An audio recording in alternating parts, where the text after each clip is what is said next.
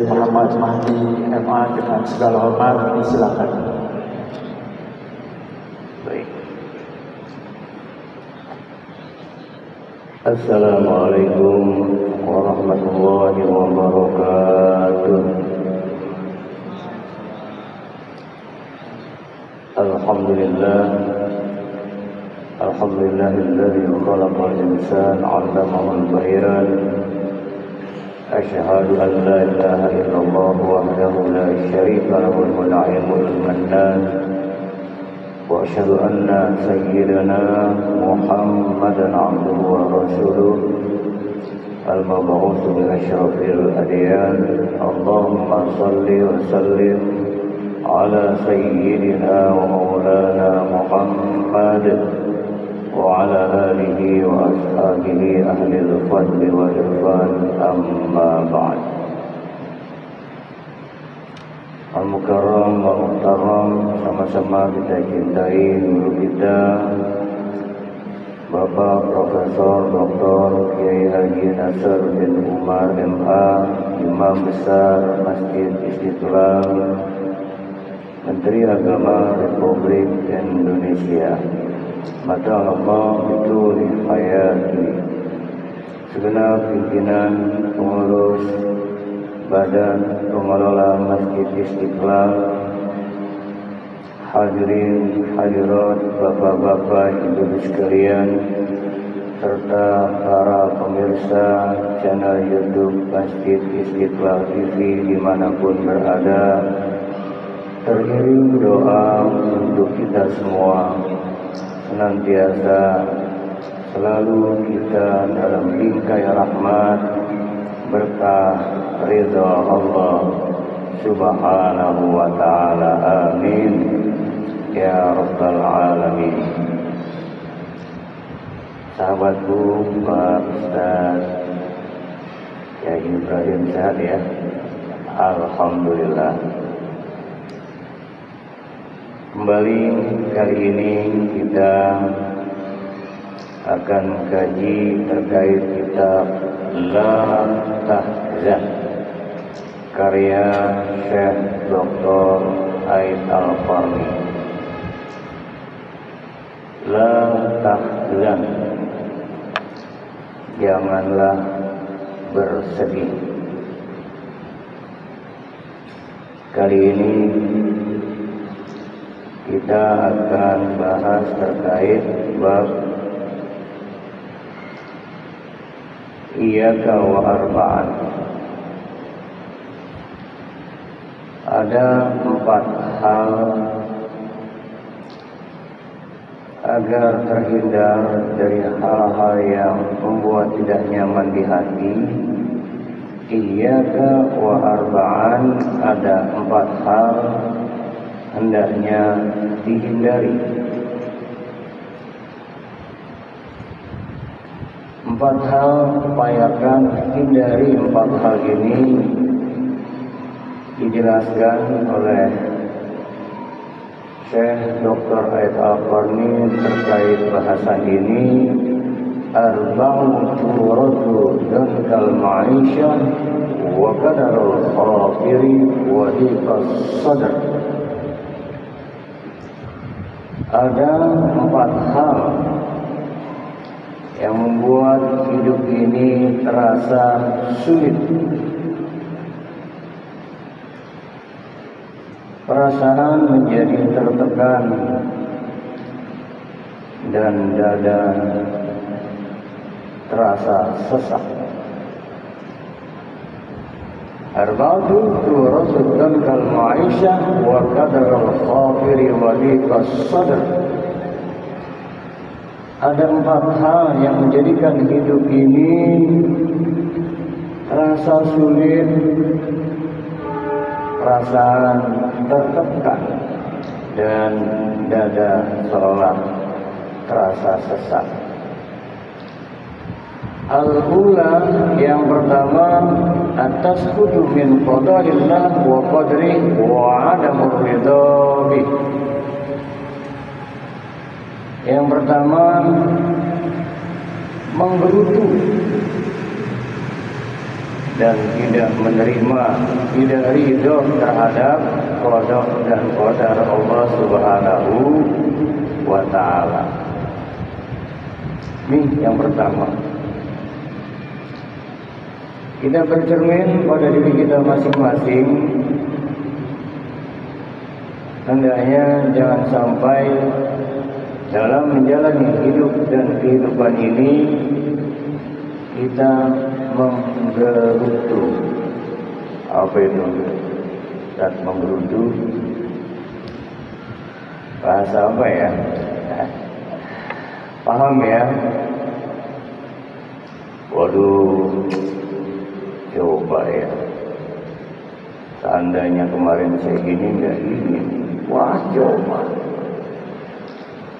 Kalau saya tingkatkan lagi, wah lebih besar. Dikasih mudah, dikasih sulit, apalagi sehat lupa. Terlebih saat sakit, hindari dari menggerutu seolah tidak ridho atas ketentuan Allah Subhanahu wa ta'ala. Yang pertama, kita harus memiliki kerelaan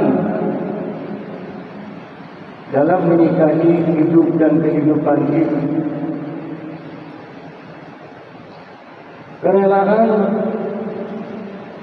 baik berupa hal ihwal yang terkait dengan materi maupun immateri. Materi terkait dengan keuangan, harta, benda, diuji lagi agak sulit keuangannya, terima. Rela, ridho itu kerelaan dengan senang hati.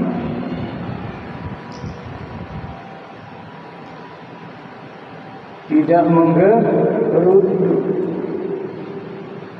Sebab kalau dihayati, percayalah, saat kita menggerutu seolah-olah kita lupa, tidak menyadari, menghilangkan nikmat-nikmat Allah yang masih kita miliki, yang jauh lebih besar ketimbang yang luput. Yang immateri, materinya tidak masalah, keuangan tidak masalah, kesehatan tidak masalah, akan tetapi dikucilkan, akan tetapi seolah tidak dihormati, akan tetapi seolah keberadaan dirinya tidak dianggap. Dengan sudut pandang tertentu sehingga orang melukai hati kita, mencemooh dan sebagainya, difitnah dan lain hal sejenisnya. Itu yang kita dari. Nah, kalau kita berupaya ingin mendapatkan cinta Allah sehingga hati lapang, maka radhiyallahu anhum wa radu anhu. Allah akan ridho, senang kalau kamunya senang. Ini sebetulnya rumus agar dicintai Allah. Kita kan pengennya saya ridho. Rumusnya radhiyallahu anhum wa radu anhu, baru dari kalimat khasyah Allah. Apapun yang kali ini kita jalani dengan senang hati, terima, Allah akan senang.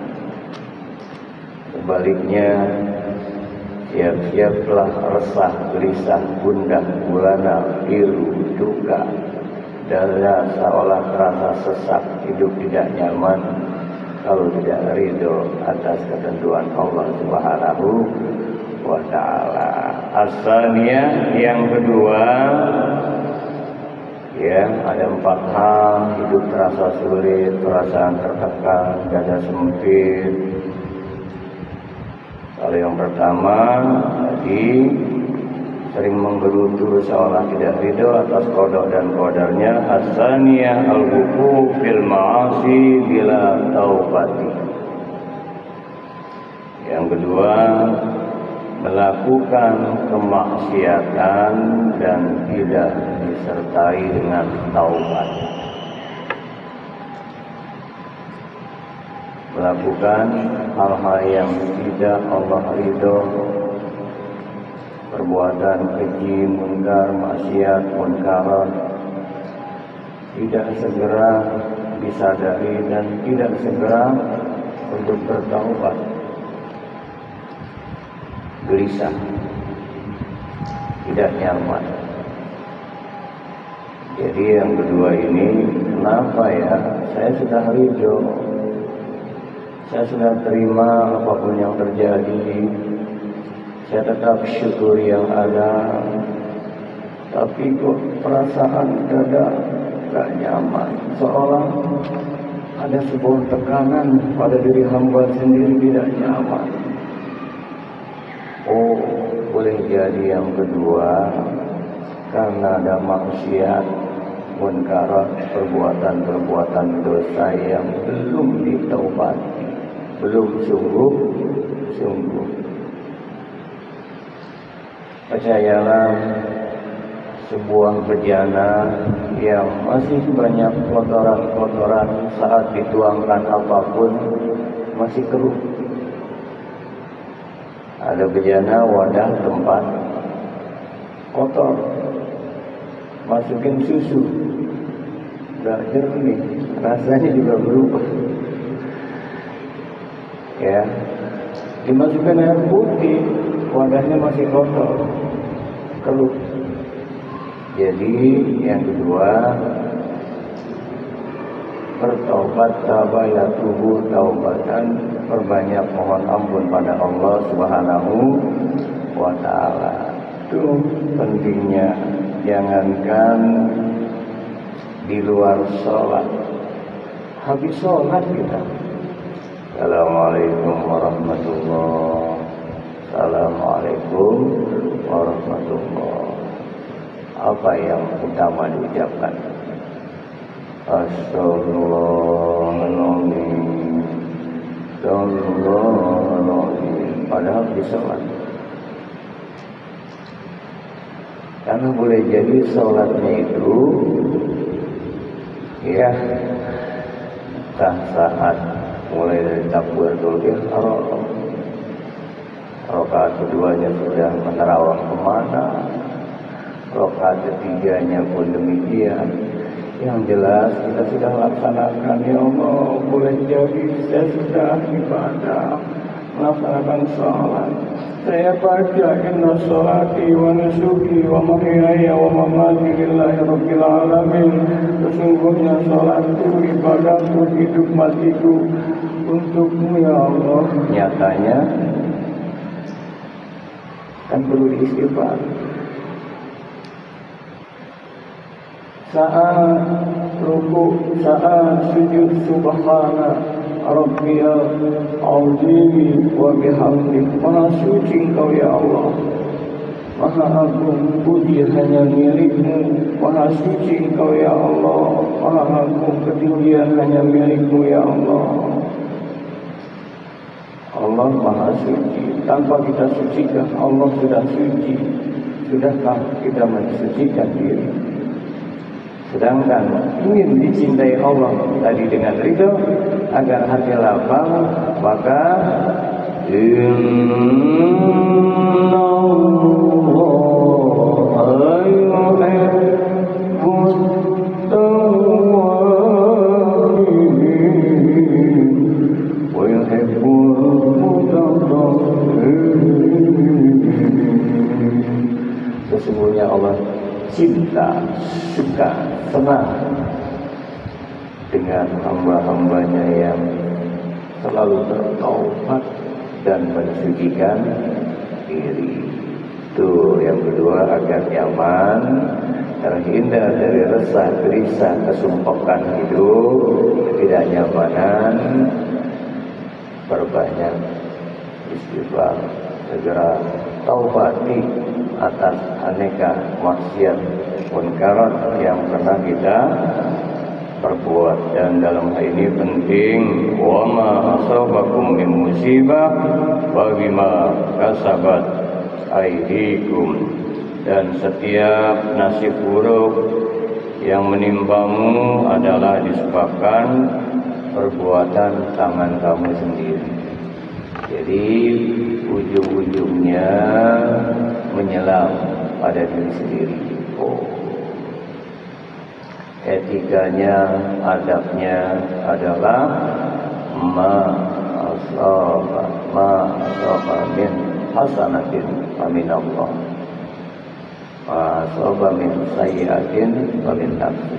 Segala sesuatu hal yang baik dari Allah, sedangkan segala sesuatu hal buruk dari diri kita. Walaupun hakikatnya dari Allah, adabnya adalah bercermin, masuk, menyelam pada diri sendiri. Wah, enak kita menyadarinya, sehingga nikmat dikala Astagfirullahaladzim alladzi la ilaha illa huwal hayyul qayyum. Apa belakangnya? Wa atubu ilaihi. Dan aku bertobat, maknanya ingin kembali total, kembalinya hanya kepada Allah. Ya, semua dikembalikan kepada Allah, baru akan tentram, tenang. As-salisah, yang ketiga, al-hubdu 'alan nas wa hubbul intiqam minhum wa hasaduhum 'ala ma atahum Allah min fadlih.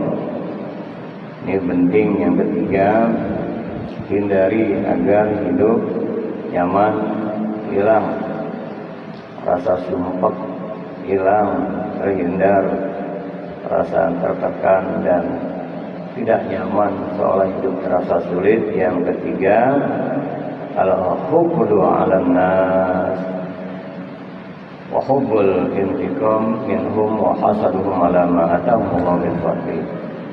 Ini yang ketiga, kalau kita iri kepada manusia, muncul perasaan senang untuk balas dendam, hindari. Dan dengki atas karunia Allah yang diberikan kepada mereka. Hindari aneka penyakit hati, hasad, hasud, iri, dengki, apalagi dendam. Saya sudah ridho atas ketentuan Allah.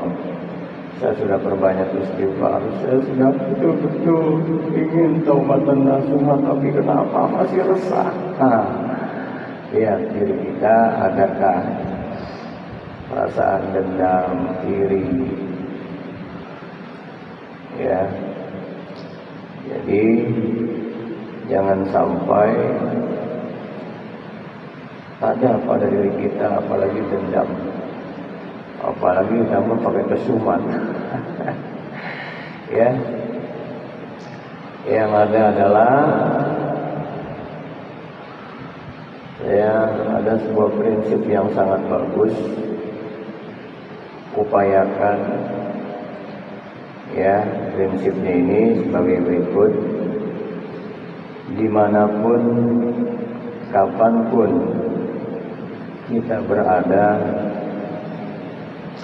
berjumpa dengan siapapun, bertekadlah untuk bisa membahagiakannya tanpa pamrih. Kalau pakai kalimat ikhlas kan, wah gimana ya? Tanpa pamrih yang tulus. Bisa nggak kita kapanpun dimanapun, jumpa dengan siapapun, bertekad untuk membahagiakannya tanpa pamrih. Minimal senyum. Ya Pak, gimana sehat ya? Ini Pak, mari. Itu aja deh Pak. Di jalan, udah, mungkin dia doakan. Akhirnya kemas agar terhindar dari hal-hal yang negatif pada diri kita. Sudah, minimal kita belum bisa berbuat. Kan prinsipnya kapanpun dimanapun, jumpa dengan siapapun, kita ingin bahagiakan tanpa pamrih, paling tidak doakan.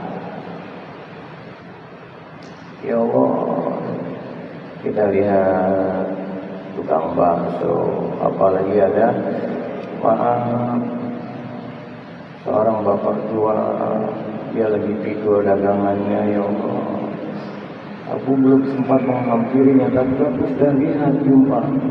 Doakan, ya Allah, sehat afiat bapak itu, berkahkan usaha dagangannya. Tuh, nggak tahu dia, didoakan. Terus pengennya kebaikan, perbaikan. Tekadnya ini bisa berbuat membahagiakan, baik dengan materi syukur bisa, dengan tenaga, dengan arahan petunjuk, motivasi, menginspirasi, maupun dengan doa. Kalaupun ada yang tidak nyaman, kita jumpa, pakailah prinsip fa'fu anhum wastaghfir lahum. Ya sudah, maafkan mereka, doakan, mohonkan ampun. Barangkali mereka tidak tahu. Adem hati, jadi tidak ada iri, hasad, hasad, dan dendam. Baik, untuk hal ini maka Allah Subhanahu wa ta'ala berfirman, A'udzubillahi minasyaitonir rajim. Am yahsuduna an-nasa 'ala ma